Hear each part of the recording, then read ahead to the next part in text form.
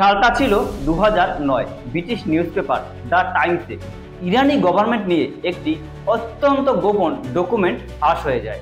Field for the expansion of deployment of advance technology. সেখানে পরিষ্কার বলা হয় ইরান অতি গোপন একটি নিউক্লিয়ার উইপন প্রোগ্রাম নিয়ে কাজ করছে। এই ঘটনা শোনার সাথে সাথেই যেন সমস্ত বিশ্ব শক হয়ে গেল, বিশেষ করে ইসরায়েল এবং আমেরিকা। ইসরায়েল এবং আমেরিকা তখন একটাই শপথ হয় যে ইরানের এই নিউক্লিয়ার উইপন প্রোগ্রাম যে প্রকারে হোক বন্ধ করতে হবে। ঠিক তখন সবার নজর গিয়ে পড়ে ইরানের father of nuclear bomb Mohsen ফখরজাদের উপর। ইরানের এই প্রোগ্রামকে কিছুতেই বাস্তবায়িত করতে দেয়া যাবেই না। এর সাথে সাথে সবাই এটাও ভেবে নেয় যে এত বড় প্রোগ্রাম সাধারণ কোনো এজেন্সি দিয়ে হবেও না। আর তখনই এন্ট্রি হয় মোসাদের।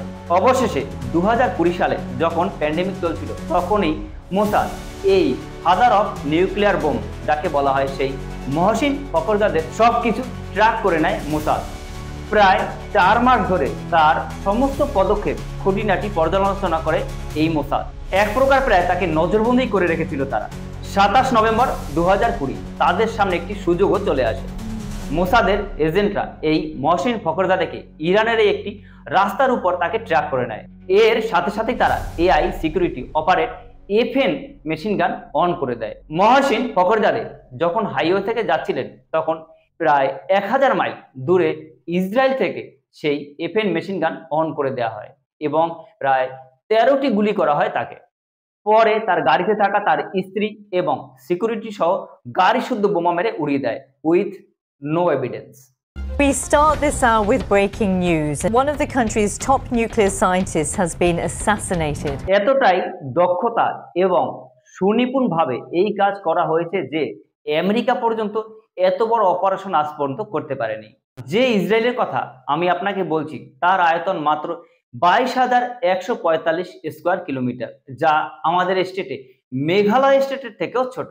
অনেক রক্তক্ষয়ী যুদ্ধের পর ইসরায়েল স্বাধীন হয় 1948 এবং এর পরের বছরই মোসাদের জন্ম, মানে 1949-এ 13ই ডিসেম্বর মোসাদের কাজ শুরু হয়।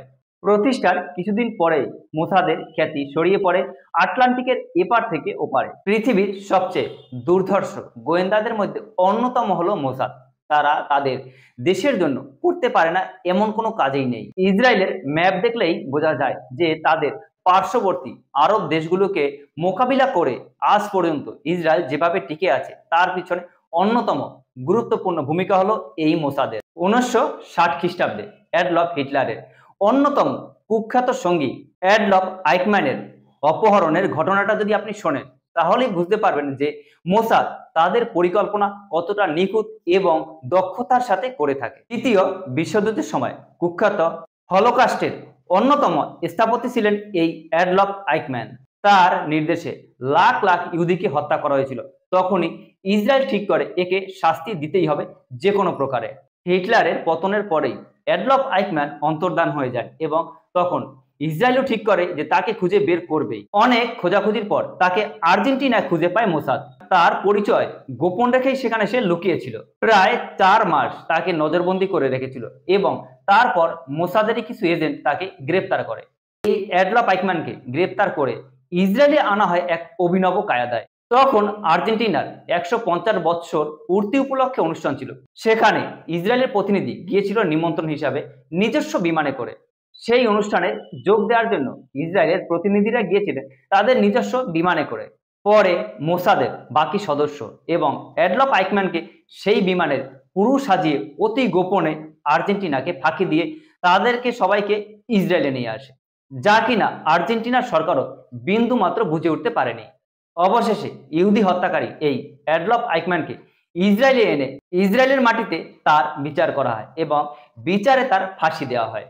এই অপারেশনটি ছিল মোসাদের প্রথম এবং সবথেকে বড় অপারেশন। এই অপারেশনেই মোসাদের জনপ্রিয়তা যেন দ্বিগুণ হারে বাড়িয়ে দেয়। দুর্ধর্ষ গোয়েন্দা সংস্থা মোসাদের এই 2টি অপারেশন শুনে আপনার কেমন লাগলো তা অবশ্যই আমাদের কমেন্ট সেকশনে কমেন্ট করে জানাবেন। এরকম ভিডিও পাওয়ার জন্য অবশ্যই আমাদের চ্যানেলটি লাইক, শেয়ার এবং সাবস্ক্রাইব করে দেবেন। দেখা হয় পরবর্তী ভিডিওতে। Thank you.